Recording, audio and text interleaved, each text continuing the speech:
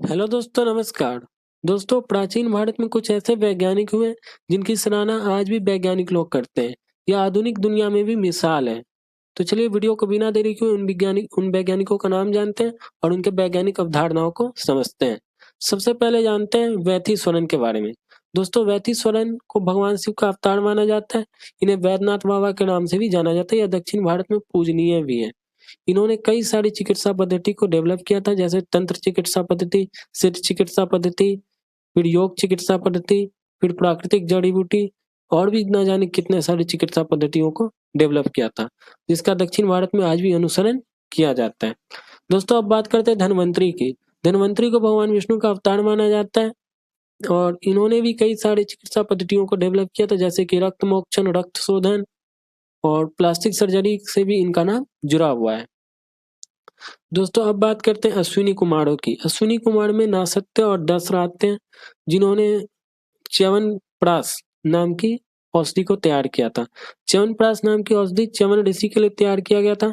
च्यवन ऋषि वर्षों से तपस्या कर रहे थे और उनके आसपास गंदगी फैल रही थी। वह गंदगी उनको अल्पायु बनाया जा रहा था, जिस कारण अश्विनी कुमार आए और उन्होंने च्यवन ऋषि को च्यवनप्राश दिया और च्यवनप्राश के ग्रहण करने के बाद उनका आयु बढ़ गया और वह बीमारी से मुक्त हो पाए। यानी उनके अंदर रोग प्रतिरोधक क्षमता बढ़ गया, जो कि च्यवनप्राश का स्वाभाविक गुण है। दोस्तों, अब बात करते हैं महर्षि भारद्वाज की। दोस्तों, महर्षि भारद्वाज को जैव वैज्ञानिक और भौतिक वैज्ञानिक के भी नाम से के रूप में भी जाना जाता है। भौतिक वैज्ञानिक के रूप में इसलिए जाना जाता है इन्हें क्योंकि इन्होंने धनुर्वेद की महान शिक्षा ग्रहण की थी। साथ ही यंत्र सर्वस्व नाम के पुस्तक में इन्होंने विमान बनाने की तकनीक का भी डेवलप किया था। इन्हें जैव वैज्ञानिक के लिए इसलिए जाना जाता है क्योंकि इन्होंने जैव विज्ञान में बहुत सारे अनुसंधान किए थे। दोस्तों, अब बात करते हैं महर्षि अगस्त्य की। दोस्तों, अगस्त्य एक महान वैज्ञानिक हुए। इन्होंने विद्युत के बारे में भी समझाया था और साथ में इन्हें सिद्ध चिकित्सा पद्धति को डेवलप करने का भी श्रेय दिया जाता है। सिद्ध चिकित्सा पद्धति दोस्तों वात, पित्त और कफ के असंतुलन पर निर्भर है। वात, पित्त और कफ के असंतुलन के ही कारण बीमारी पैदा होती है। यदि हम वात, पित्त, कफ के असंतुलन को ठीक कर दें तो बीमारी भी ठीक हो जाता है। वात होता है दोस्तों हवा, पित्त होता है गुस्सा और कफ होता है नमी। चलिए दोस्तों, अब आगे बढ़ते हुए हम सुश्रुत की बात करते हैं। सुश्रुत एक महान वैज्ञानिक हुए। उन्होंने 300 से ज्यादा प्लास्टिक सर्जरी यानी कि सर्जरी की जो प्रक्रिया है वह डेवलप की थी और साथ ही 100 सर्जरी के उपकरण को भी डेवलप किया था। इसलिए इन्हें महान जैव वैज्ञानिक के रूप में जाना जाता है। दोस्तों, अब बात करते हैं चरक की। चरक को आयुर्वेद का जनक के नाम से जाना जाता है और इन्होंने कई सारी आयुर्वेदिक औषधियों का निर्माण किया था। पतंजलि को दोस्तों योग दर्शन का प्रतिपादक माना जाता है। इन्होंने कहा था कि जो योग है वह मानसिक रोगों का उपचार के लिए बनाया गया है और मन के जो विचार है वह शरीर की बीमारी का भी कारण बनता है। इसलिए मानसिक रोग के साथ साथ ये शारीरिक रोग के भी निपटारा कर सकते हैं। दोस्तों, अब बात करते हैं कुछ ऐसे रसायन वैज्ञानिकों के जिन्होंने इस दुनिया में रसायन चिकित्सा और रसायन शास्त्र की दुनिया में आग लगा दी।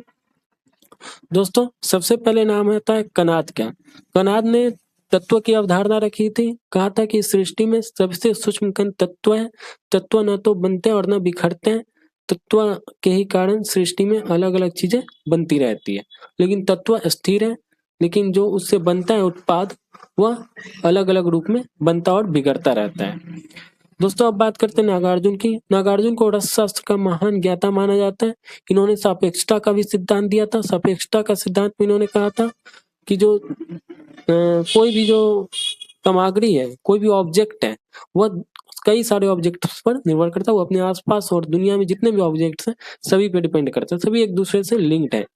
इसे कहते हैं सापेक्षता, यानी कि कोई भी वस्तु अपने आप में निरपेक्ष नहीं रहता। वह सभी न किसी से भी रिलेटेड होगा, वह सभी से रिलेटेड है।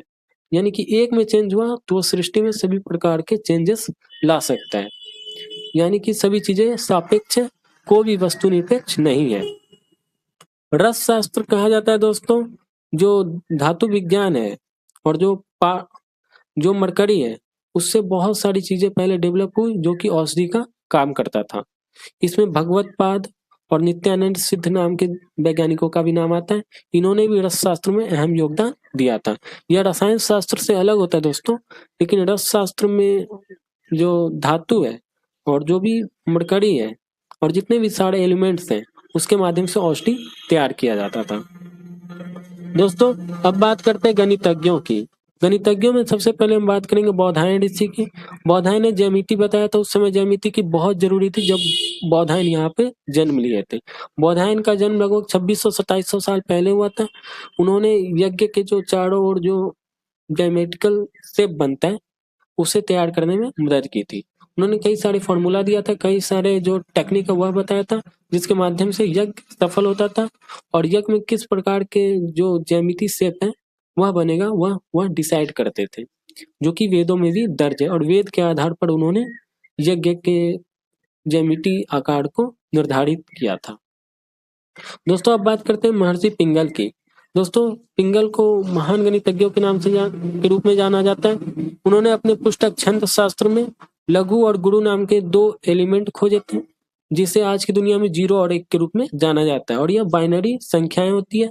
इसके आधार पर बाइनरी ऑपरेशंस होते हैं और बाइनरी ऑपरेशंस का कंप्यूटर साइंस में बहुत ज्यादा यूज होता है।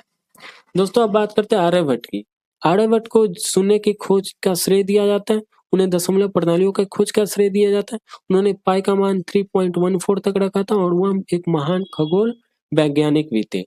उन्होंने कुंडली को आगे बढ़ाने में भी कई सारे महत्वपूर्ण योगदान दिया था। उन्होंने ग्रहों की गति को समझाया था, जिसके बारे में आगे के भी वैज्ञानिकों ने समझाया। यह हम आगे के वीडियो में आगे बात करेंगे। दोस्तों अब बात करते हैं वराहमिहिर की। वराहमिहिर को कुंडली की स्ट्रक्चर यानी कुंडली की संरचना का बनाने का श्रेय दिया जाता है। यह भी ग्रहों और कुंडलियों के मेल मिलाप पर काम किया था। बहुत काम किए थे इन्होंने, बहुत महत्वपूर्ण योगदान दिए। ग्रहों और कुंडली को जो समावेश है वह करवाने में इनकी महत्वपूर्ण योगदान को हमेशा याद किया जाता है। दोस्तों कुंडली की बात करें तो उसमें गर्ग और वशिष्ठ नाम के ऋषि का भी नाम आता है। गर्ग जो महाभारत से जुड़े हुए हैं। गर्ग ऋषि ने बताया था कृष्ण का नाम कृष्ण क्यों पढ़ना चाहिए, और वशिष्ठ ने बताया था कि राम जी का नाम राम जी क्यों पढ़ा। यह दोनों महाभारत और रामायण से जुड़े हुए हैं।